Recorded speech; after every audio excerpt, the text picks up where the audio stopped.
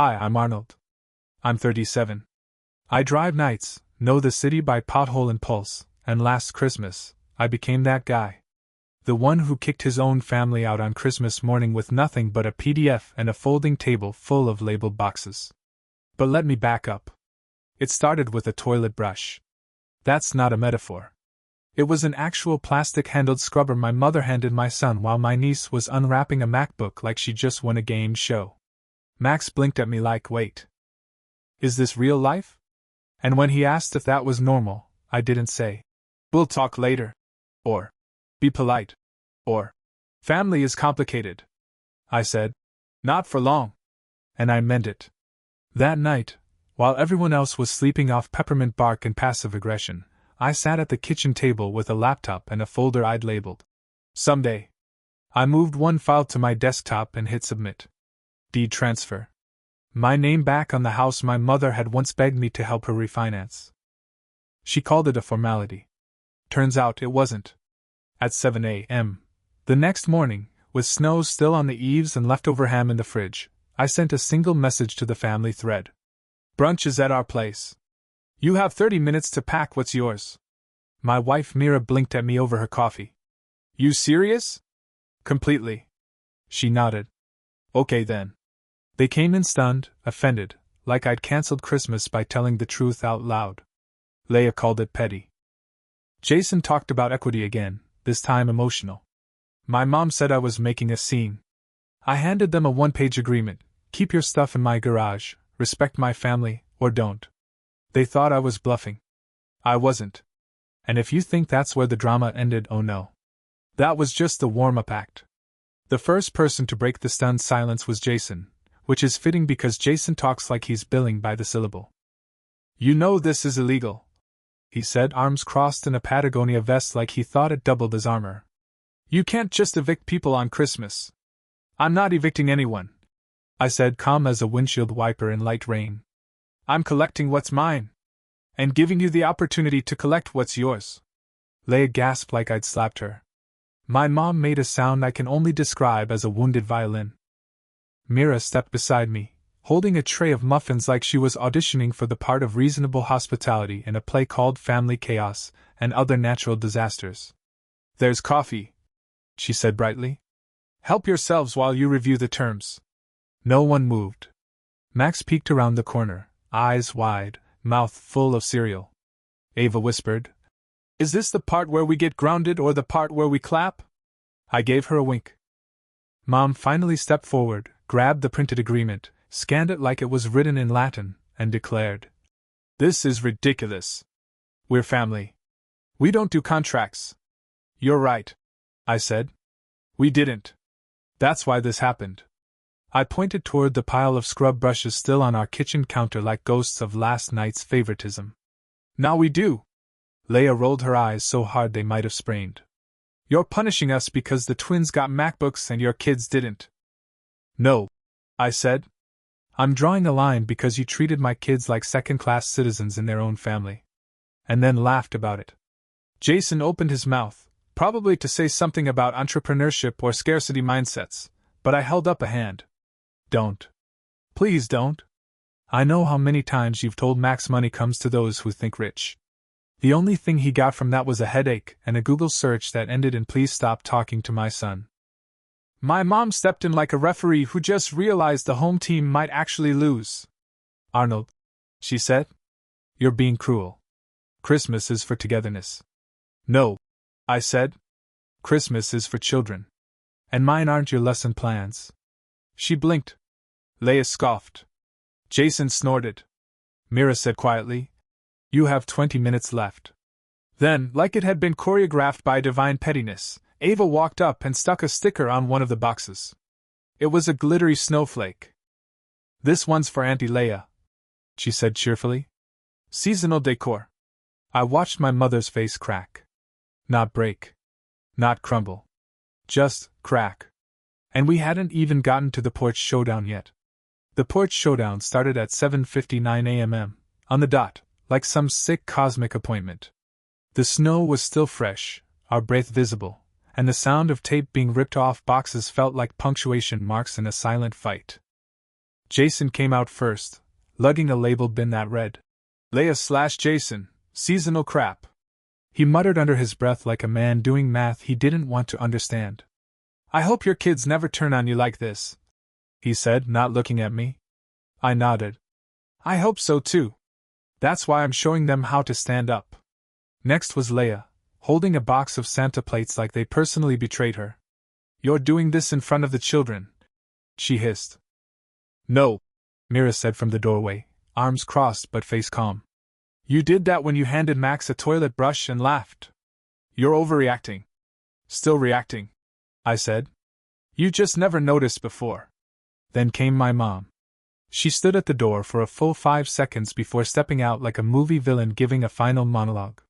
She was dressed in the same robe from earlier, face pale, eyes pinched. This isn't you, she said. You're not this cold. I'm not cold, I said. I'm done. After everything I've done for you? Mom, list one thing you've done for Max and Ava in the last year that wasn't performative, passive-aggressive, or posted to Facebook. She froze. Silence. Then, I raised you. And you taught me that loyalty means silence, I said. Well, I'm breaking that lesson. Ava was standing behind Mira, holding the edge of her hoodie like it was armor. Max sat on the stairs, watching, his face unreadable in that preteen way that scares you because you know they're memorizing everything. I turned to them. Guys, what did we say? Max stood up. Boundaries, he said, voice steady. Ava chimed in. And consequences. Jason snorted. Oh good, turning your kids into lawyers. I'm turning them into people who won't need therapy for Christmases, I said. Then I pointed to the porch. 10 more minutes. Whatever's left after that goes in the shed for 30 days. After that, donation center. Mom's voice cracked. You'll regret this. I already regret letting it go on this long. She stared at me like she was trying to blink her power back into place. It didn't work. She turned and went back inside without another word. I looked at Mira. Still think I'm overreacting? She shook her head. I think this is the sanest thing we've ever done. And then Ava handed Leia a glitter pen that had rolled out of a box. Here, she said. It's labeled yours. Leia looked at her like she was a foreign language. That was the moment I knew, this wasn't just a rebellion. It was a re-education. And class had officially started. At 8:13 a.m., they were gone. Not just out the door, gone. Jason's car peeled out like he'd won something. Leia didn't say goodbye. My mom lingered on the porch for exactly 12 seconds, staring at our uneven wreath like it had cursed her personally, then muttered, Fine, and followed. Max exhaled like he'd been holding his breath for an entire year. We stood there, the four of us, in the doorway of a house that suddenly felt 300 pounds lighter. No gold bows, no glitter-drenched entitlement. Just cinnamon toast, coffee that hadn't gone cold, and a pair of kids looking at us like maybe we were superheroes. You okay? I asked Max. He nodded, then shook his head, then shrugged like he wasn't sure what feelings were appropriate. They're not mad at me, right? He asked. They're mad at themselves and aiming it at everyone else, Mira said, gently brushing his hair back. That's not your problem. Ava had already moved on. She was building a fort in the living room with couch cushions and the kind of focus that made me wonder if she'd one day negotiate labor contracts. Mira wrapped her arms around my waist. You did it. I didn't win anything, I said. You didn't have to, she said. You just finally said no. We sat down at the kitchen table. There were leftover cookies. Max poured milk. I opened my laptop, not to file legal paperwork this time, but to check my ride log. No urgent fares. Just a normal Monday. Except now I had a signed agreement in a folder called Respect, a shed full of unwanted Santa plates, and, for the first time in years, a sense that the air inside my house belonged to us. I got up to check the front door. No one out there. No one banging on the frame, demanding access. Just the wind. And quiet. Which is when the text started. First. And Paula. Heard you evicted your mother. Classy. Then. Cousin Nisha. Mom says you went nuclear over a laptop. Followed by. Jason through a Gmail account that definitely wasn't a lawyer. This is harassment. You'll be hearing from my real attorney. I laughed. Actually laughed. Then I made a new folder. Named it Noise. That's where all those emails went. Labeled archived, ignored. Mira took the phone from my hand. Off. Now. Family detox. That's in order. We went for a walk around the block. It was cold and perfect and uneventful. Nobody said anything that felt like a trap. Back home, Ava taped a piece of paper to the fridge. It said, "Family rules. No toilet talk. No gold children. Cinnamon toast every Saturday." I added a fourth rule in my own handwriting. Respect isn't optional. Max gave it a thumbs up. That night, we watched Home Alone. Max said, "He had a pretty good plan." Mira said, "So did your dad." And I thought, Kevin used paint cans. I used paperwork. Same energy. 3 days later, the first package arrived. Unmarked. Just a cardboard box left crooked on our porch like guilt trying to look casual. Inside were 3 things: a tinsel wreath, 1 Santa plate wrapped in a dish towel, and a folded piece of paper that just said, "You took this too far." No name, no return address. The handwriting was my mother's. I stood there for a moment holding the plate, wondering if it was a threat or a peace offering. Mira walked by, glanced down, and said, "Trash or thrift store?" "Thrift," I said. "Let someone else figure out what to do with it." That night, I made a quiet decision. I wasn't going to respond to anything that didn't come with effort. Words were cheap. Actions had to cost something. So when my mom posted a photo on Facebook of the twins reading a library book by candlelight with the caption, "Not all gifts glow," I didn't engage.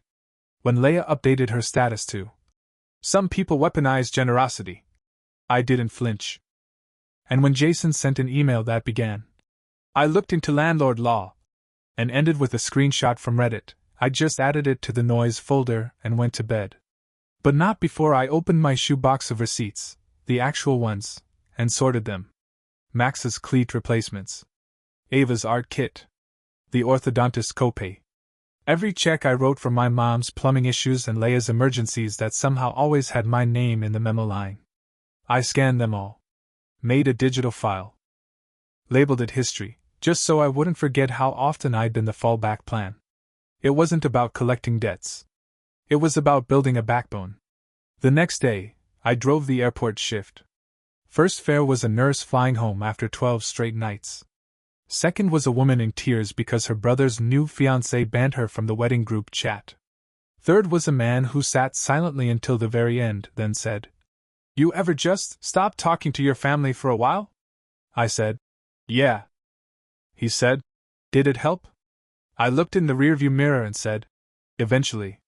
Later, while filling up the cab, I checked my messages. Ava had texted me a photo.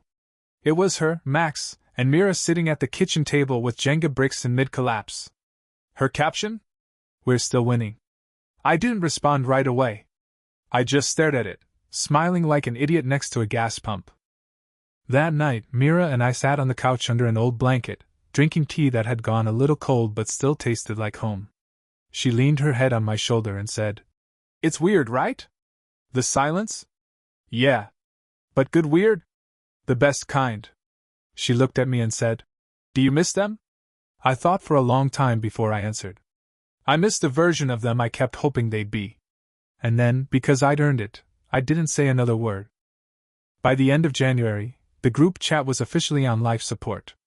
Ghost town energy. No more photos of casseroles made with love and zero help, no more passive-aggressive holiday recaps. Just the occasional stray message from a second cousin that read like a hostage note. "Hope everyone's doing well." No one replied.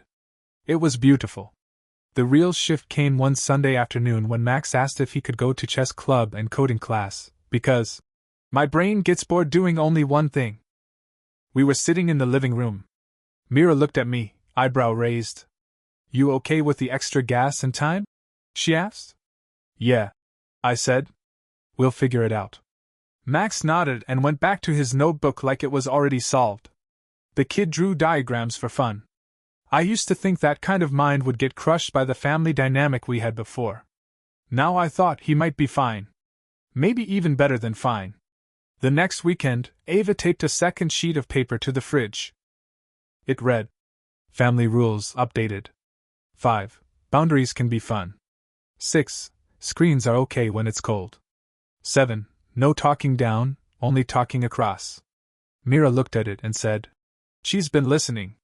She's always listening, I said. We just finally gave her something worth hearing. That Monday, my mom texted a photo of the twins making pancakes and the words, No chores today. Just fun. It wasn't an apology. But it also wasn't a dig. I hearted it.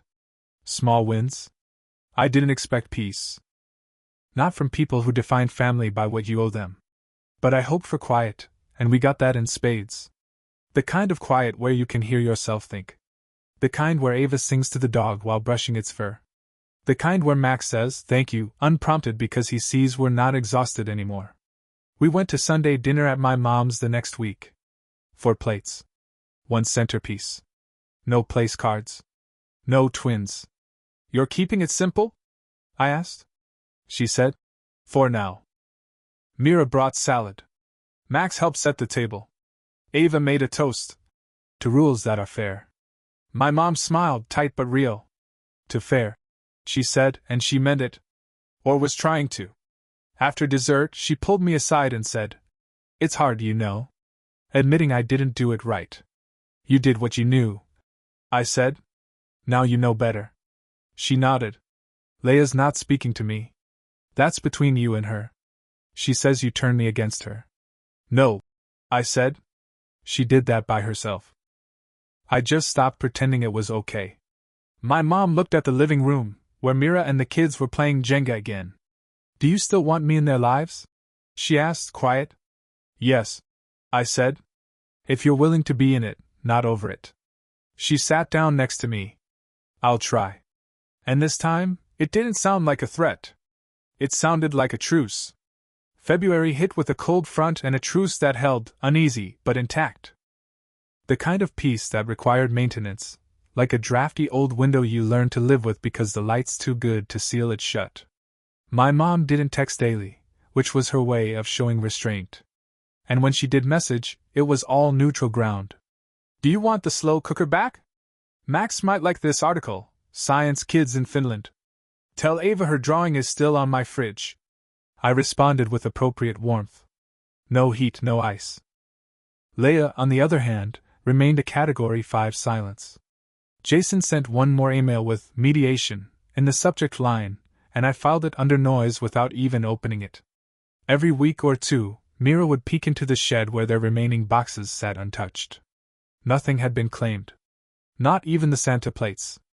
Then, one snowy Thursday night, I got a ride request. Downtown pickup. Female passenger, standing outside a closed cafe, arms folded, hoodie pulled up. I rolled down the window. Hey there, warm seat waiting.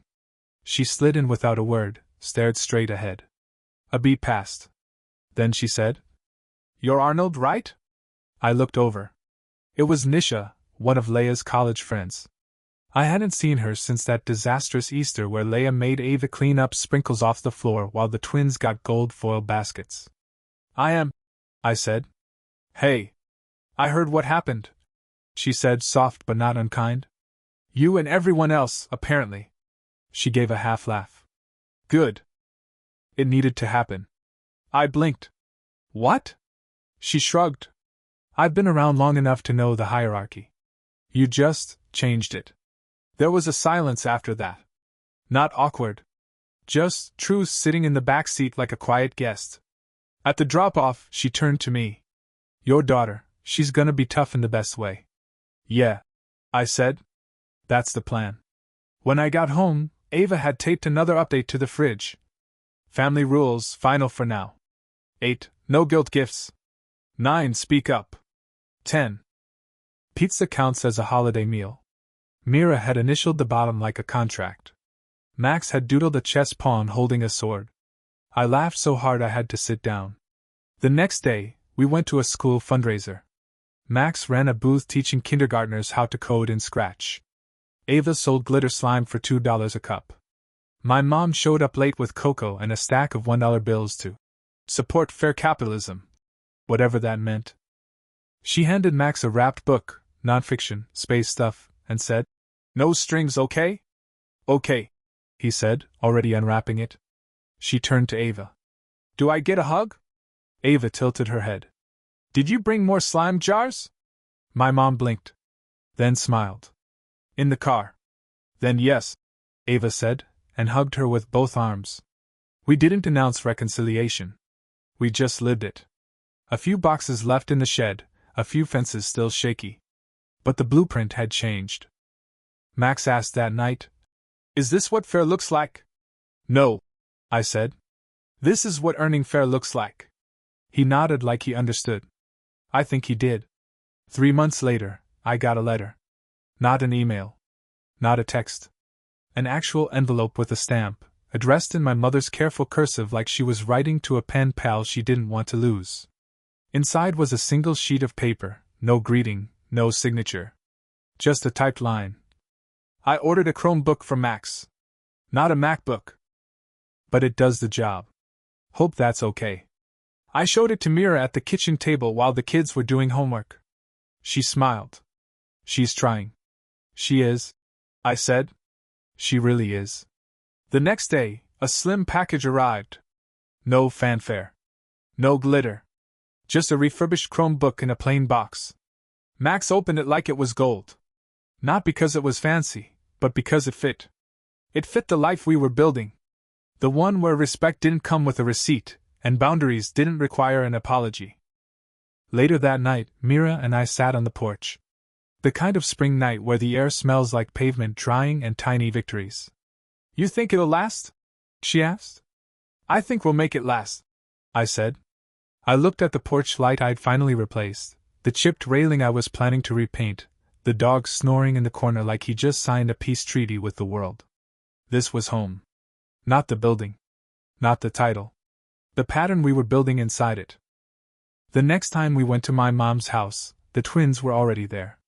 They brought a board game and asked Max if he wanted to team up. No phones. No cameras. Just pieces scattered across a table and kids figuring out how to be cousins again without a scoreboard. After dinner, my mom handed Ava a folded dish towel and said, "Want to help me dry?" "Not have to. Just want to." Ava nodded and said, "Only if I get to pick the podcast." They disappeared into the kitchen. Max leaned over to me and whispered, "She's different. She's learning," I said. He nodded like that made sense. When we got home, Ava taped one last note to the fridge. Family rules, certified. 11. Real change is slow. 12. But it counts. 13. Also, no one tells us who we are. I read it twice. Then I kissed Mira on the forehead, gave Max a fist bump, and took the trash out with a weird smile on my face. This was our new normal. No throne chairs. No scepters. No golden children and toilet brushes. Just love that didn't need to be proven. Respect that didn't ask for silence. And the kind of father who'd put his body between his kids and a bad pattern, even on Christmas morning. People ask what changed. Not much. Just everything. Because when someone says, "Golden children get gifts," I smile, sip my coffee, and say, "Not anymore." Then I check my mirrors, put the car in drive, and head home.